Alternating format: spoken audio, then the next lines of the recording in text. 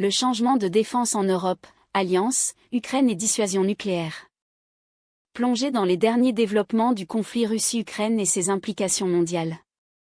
Welcome back for another deep dive. Today, we're digging into the latest on the Russia-Ukraine conflict.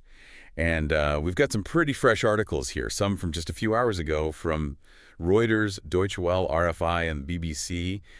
We're going to sort of do a whirlwind tour through what's happening. But more importantly, we're going to try to figure out why it matters, what it means, for Europe, for global security. Yeah, it's an interesting and volatile period for sure. Things seem to change by the hour.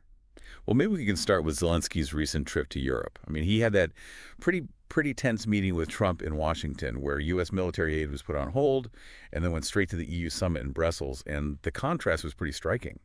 What did you make of the optics of that whole visit? Well, you see Zelensky walking into the summit flanked by EU leaders, the warm greetings, the expressions of gratitude. It was a pretty clear, calculated show of solidarity. And you have to wonder about the message that it sends, especially coming right after that meeting with Trump. It seemed like a deliberate show of support, and not just symbolic either.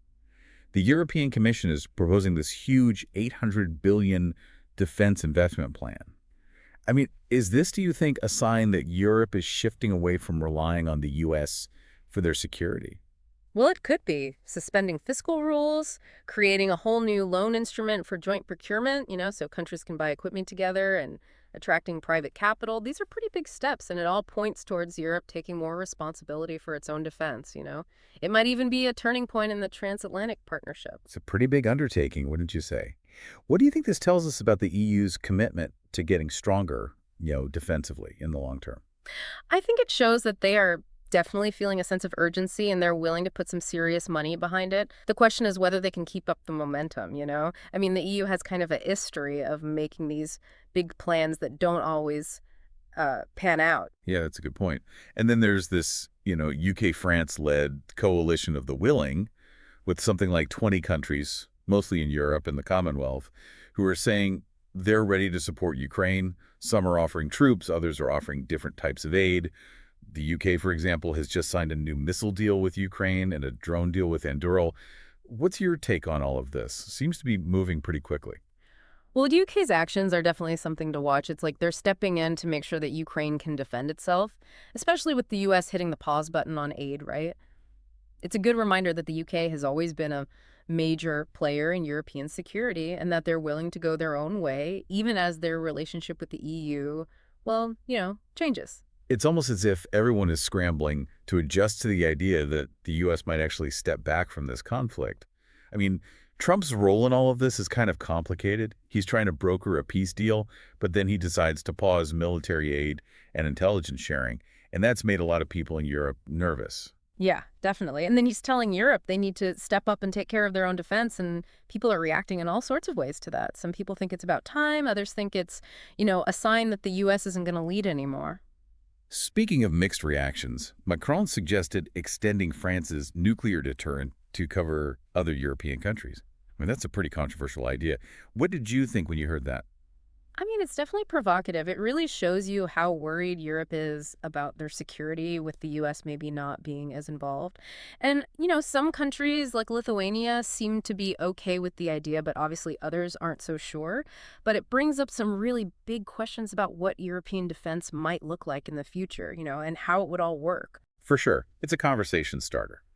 And it's not like everyone is on board with supporting Ukraine either. Hungary, for example, has been blocking EU sanctions against Russia and doesn't seem too keen on providing a lot of aid. Given how close Orban is to Putin, it does make you wonder, right? Yeah. Is there something more to their stance than just political alignment, do you think? I think it's more complicated than that. Yeah, Orban's personal relationships definitely play a role, but Hungary also has these historical and economic ties to Russia that influence their perspective.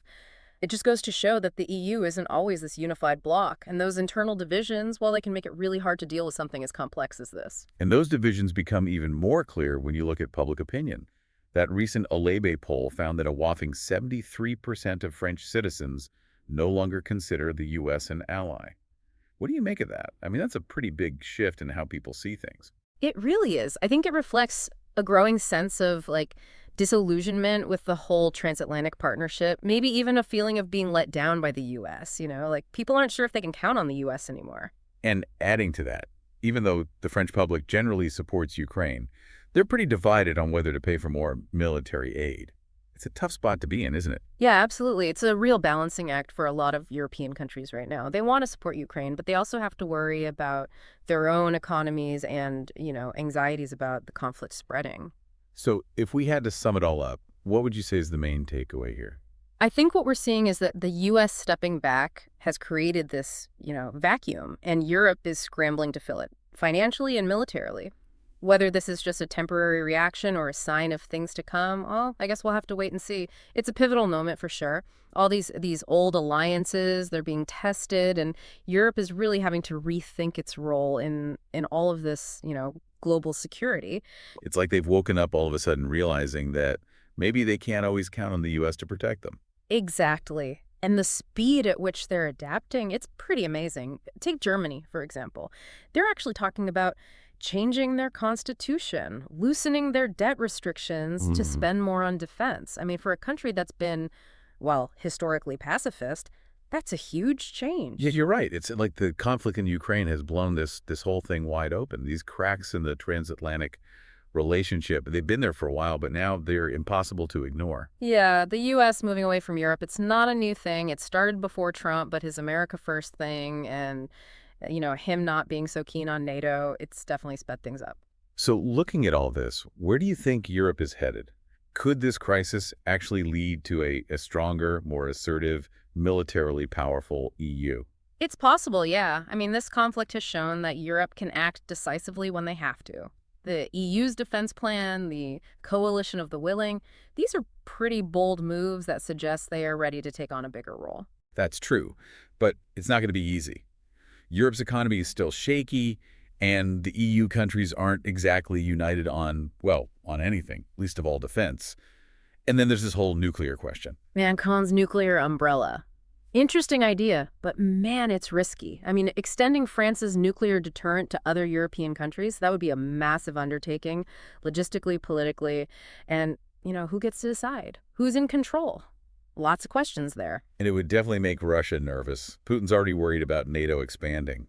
Can you imagine how he'd react to a European nuclear umbrella? It's a really, really delicate balancing act. Europe wants to stop Russia from doing anything else, but they don't want to start a bigger fight. Finding that middle ground is tough. We talked about that poll that showed most French people don't see the U.S. as an ally anymore. I bet a lot of other European countries feel the same way. Yeah, I think more and more people in Europe feel like they need to figure things out for themselves, like maybe they can't rely on the U.S. to always have their back. And this feeling, this shift, it might actually make European leaders feel like they can, that they have to be more independent. But what about Ukraine? What happens to them? They're stuck in the middle of all of this. They need help, but they don't want to be used, It's a bad situation, and honestly, probably the saddest part of this whole mess. Ukraine, they're fighting to survive, and nobody knows what will happen to them. Yeah, they're facing down Russia, and now they don't even know if they can count on the U.S. Tough break. It really makes you think about the human cost of all of this. World leaders talking about big plans, but it's ordinary Ukrainians who are paying the price. It's easy to get caught up in the big picture, the deals, the economic stuff, but we can't forget that this is about real people, real lives being turned upside down. Exactly. It's easy to forget about the people, But behind every headline, every policy debate, there are people whose lives are being torn apart. So what can we do? How can Europe help Ukraine without starting a bigger war? And how can they, fix things with the U.S. while also becoming more independent? Those are the big questions. No easy answers, that's for sure. Yeah, things are changing fast, and who knows what's coming next. That's what makes it so interesting and so important to understand. What happens in the next few months, the next few years, it's going to affect everyone, not just Europe, but the whole world.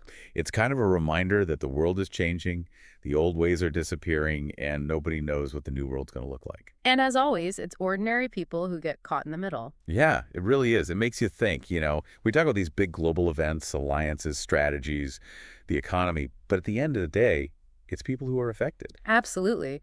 We can't forget that this isn't just some geopolitical chess game, We're talking about real people whose lives are on the line here. And the effects go way beyond Ukraine's borders. I mean, look at the rising energy prices, the problems with global food supplies. This is a global crisis. Everything's connected, you know? Yeah. What happens in Washington, Moscow, Brussels, Kiev, it all has a ripple effect. It's felt all over the world. So where do we go from here? What can we do as informed citizens to actually make a difference in all of this? That's a good question, and it's one we should all be thinking about. Staying informed is the first step, I'd say. Understanding how complicated this is, what's motivating everyone, what everyone's afraid of. It's the only way to have real conversations, to hold our leaders accountable, and maybe even find a way to, help bring about some kind of peaceful resolution. Yeah, it's easy to get overwhelmed and just tune it all out, but we can't just give up. No, we can't. We all have a part to play, whether it's supporting humanitarian aid, pushing for diplomacy, or even just talking about this with other people and trying to understand what it all means. Even small things can make a difference. It all helps. It's a call to action, really, for all of us. We can't just sit back and watch this happen. We need to stay informed, get involved, and be proactive in looking for solutions. And maybe most importantly, we need to remember to have empathy. This conflict, it's not just a news story, it's a human tragedy. It's happening right now, and it's affecting real people. Well, I think we've covered a lot of ground today. We've gone through all the latest developments in the Russia-Ukraine conflict, talked about how global power is shifting, and looked at all the uncertainty facing Europe and really the whole world. We've seen how this whole situation is forcing Europe to take a hard look at itself, at its relationship with the U.S., and to figure out what its future looks like. And it might be a very different future than what they're used to. Yeah, and the story's not over yet. But one thing's for sure, the stakes are incredibly high. What happens now is going to shape the world for years to come. And like we've been saying, this isn't just some far-off geopolitical thing. It's a conflict with real consequences for real people. Yeah. We all need to make the effort to understand it, engage with it, and try to build a future where peace and security win out. A future where diplomacy and cooperation are more important than aggression and fighting. That's a great point to end on. Thanks for joining us on this deep dive into the Russia-Ukraine conflict and its impact on the world. We'll see you next time.